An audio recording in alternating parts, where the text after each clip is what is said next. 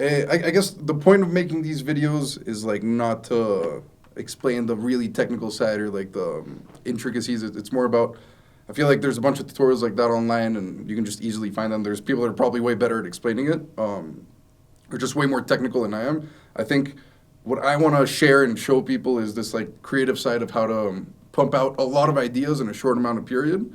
And this whole idea of like unattachment. I think Rick Rubin obviously says it in his book a lot, and there's a lot of people that have like talked about it.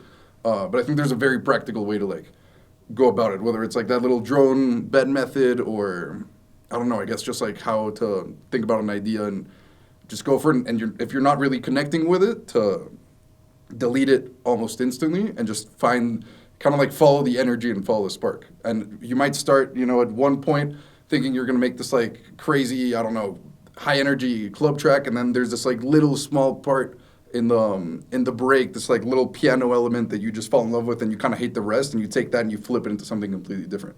And I think that's the beauty of the creative process, like you can start here and end up in a completely different place. So that's kind of what I want to. Because you're pretty known for just pumping out tracks like stupid. No, I mean, I've heard from different people that you just like, bro, Luch makes like 12 songs a week or something. I mean, I think that's the only. If I had to say I had one like, not superpower, but thing that I could say that I actually do really well is like the quantity of songs that I can pump out and ideas that I think are like conceptual and strong and like potentially could be like a good record, And I think it comes from this. It comes from like the unattachment and following something that excites me and just like not thinking about what other people are gonna like, and it's more, do I like this? Then it's good. And it doesn't matter if it took me 3 seconds or it took me like 10 hours to do. It's completely irrelevant. Like if I made this like small little thing and I like it, cool. Whatever the trend is at the moment, like whatever is happening, cool. You can go with the trend and like, I don't know, this genre is like really hot right now. You can start doing that, or you can go completely the contrary and like do something completely different. It does not matter. The only thing that matters is that like you listen to it and you're like, wow, this makes me feel something and I like it. And then if that's the case, whatever you feel, or it doesn't matter why you like it. It just matters that you like it. Hence, it like fulfilled its purpose as like art or as a piece of music you should release into the world. That's how I think about it. Where do you think that detachment came from? Because like there's people that spend like a year and a half trying to figure out one hit melody. Like where did you get that from to just not care and just rip it? Just rip it. I think it comes from, I started when I was like 12. So obviously at the beginning it was so hard to just get like the technical side of it done and down, like to just learn what a compressor does or what an oscillator is and how to like actually produce like the meat and bones of it. That at the beginning you're always like, oh, I want to make music like this guy, or I want to make a song, in like the DJ world, it's like I want to make a song that this artist plays, or like that I can play at a club and people are gonna, you're always thinking of like what the goal of the art is instead of just like doing it for fun. And I think the detachment really comes from understanding that like you have little to no control over anything. Like you think you're gonna make this like beautiful melodic track and like you have this idea in your mind, and then you sit down and then you're like, oh, that's not what I was expecting. And what actually, like the real idea is in you just kind of letting go and just letting it happen, We have little to no control over like what is actually gonna happen. And again, those aren't my words. I've heard this over through like a lot of mentors, people that I've seen, but that's just like the way I interpret this like message, Yeah. What's your relationship with that constant thought I think producers always have, which is like, I want to like recreate this other artist's track? I think it's obviously good to like, I think we all did it. You probably did it with video too, you see how this was edited and you kind of want to like, you obviously learn a lot from copying, and I think there's no harm in that.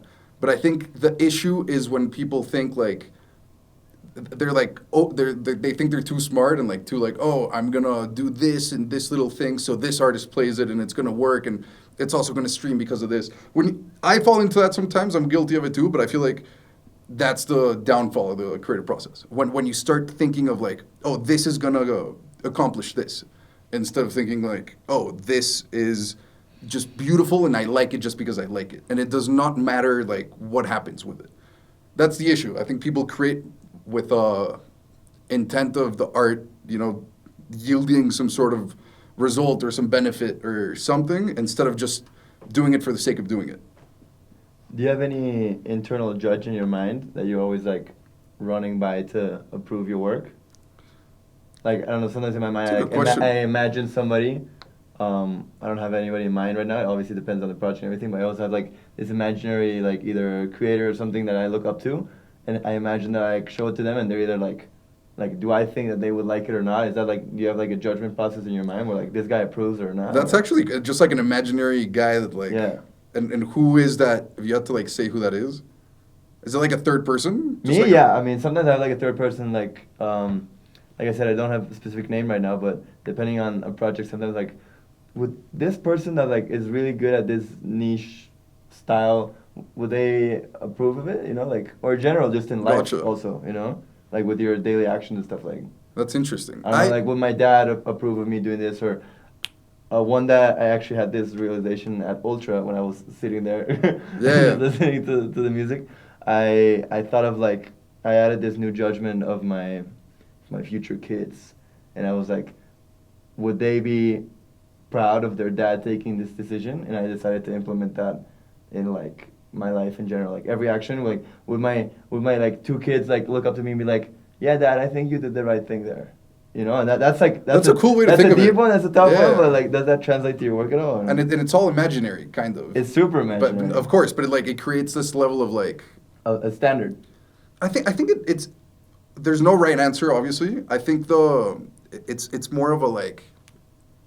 I think we all seek validation. That's obvious, and we want it to a certain degree. And maybe that imaginary thought of like, oh, this person that doesn't even exist maybe is already like validating my work since it works is a weird and like the way I'm perceiving it is like a cover up of what you genuinely want, and this like imaginary person is what you actually believe in. Damn. So it ends up being like the same thing at the end of the day. Is it toxic though, or is it productive? No, I mean I think if it works for you, it works. I mean the way you look at it is very interesting. Because that's the way I've been thinking about validation recently, because it is definitely a thing in my life where I like seek validation from certain people, and it motivates me to do better and stuff.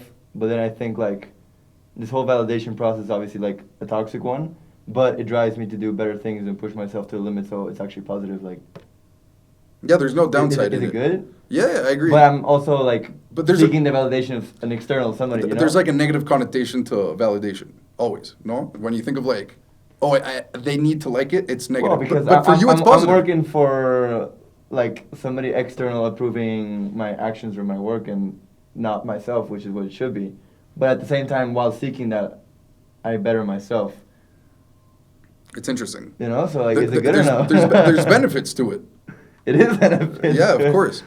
I honestly think what you're describing is just like your gut feeling or what you really believe in, and maybe you just kind of trained your mind into thinking that it's like to tricking myself that I'm like a third I'm party doing it for somebody. Exactly, but it's you. No, but you see, that's a dangerous thought now, because now I think it's totally fine to do that.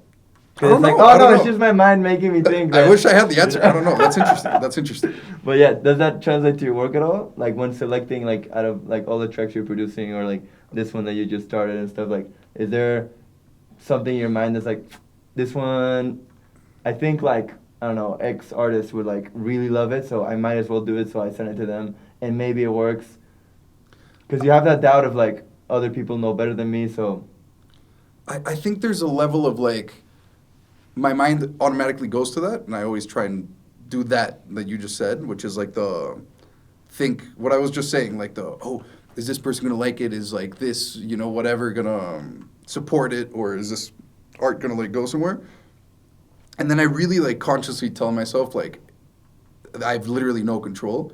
I can make, and it happens, bro. Like I make the most random, like weird, like the Penumbra track you liked. It was like a sample that I found, and I like flipped it and. Coolest track ever. Thank you. No. But it never, it didn't come from a place of like trying to achieve something. It was just like, what's this weird sound I want to like have it and have this like audio file saved with like that vibe. But that track was for me, and I feel like the tracks that I've made in my life, and even for like the project Luch, that they all come from like a place of excitement and like, oh, I want to make this thing for me. Like Sebe, for example, that whole song was like, I want to have something with that sample that feels kind of like this way. But it was never meant to like, for whatever you want to, like, it had no purpose. And I was never going to, and I think every artist has the same thing. Like the art or the songs they make, that they think are the best, they weren't going to release them. Like, it's weird that they were like, oh, they planned this whole like strategy and like it's this crafted. It's all, I think we have little to no control. And here's one thing I learned that I think is really, really dope. I forget who said it, but it's like, and don't quote me on this, but I think it was something along the lines of like a musician, like la etimología comes from being a translator to the muses, right? So like an artist is a translator. And we translate what like the Greek goddesses of music we're trying to say. And we translate it as like musicians so people can like hear it, perceive it, and feel it. So all the ideas kind of exist, and you're just like, you just have to get, and Rick Rubin also says this, like you have to kind of like find the right idea, like fine tune your antenna to like get the idea. And then once you have it, a good musician or a good producer, whatever, translates that very well. So like we're translators and we're constantly like translating these ideas. It's stupid to say like that we created these because it's all there and we're just like finding these little things and breeding them into reality. Do you feel that? Does that make sense? Of course, yeah. Yeah, I didn't read the book, but I've heard much about it, and I mean, I feel it and apply it on my life daily. Like, it happens all the time with any sort of side project I have that, like, me and Facu, we have, like, an idea. And it's gotten to the point where we've had the discussion where we had an idea, and we elaborated so much, but we knew for whatever circumstances, like, we can't pull it off because it's not part of the plan right now or whatever. But we looked at ourselves and we knew, like, this idea just popped into 15 other people's minds. Exacto. And within 6 months, literally. We're going to see the result of what we just talked about. Yeah, because somebody else took action on it. That's how crazy that whole concept is. 100%. And it's real, and it always happens. It's like, it's not even it's real. A theory anymore. It just that's how it works. It's real. But I feel like that's when you kind of break through from it, and it just becomes this, like, the detachment that we were talking about. Just like, it just goes, you know? You learn, like, you become aware that when it lands, like, you either want to be the one that uses it, or you let it up to somebody else, because somebody else is going to use it. It's going to use it. Somebody is 100%. Always. Yeah. So the art is in the execution and not in the ideation. That's why I think a translator, for any creative really, like the translator definition or like label, I think is beautiful. Because you're a vehicle, you're a vessel for these ideas to come to fruition. It's not like, I don't know, the term artist I think has taken like a different connotation that isn't like, it feels like a lot of ego in it. I don't know how to explain it. I like the word translator.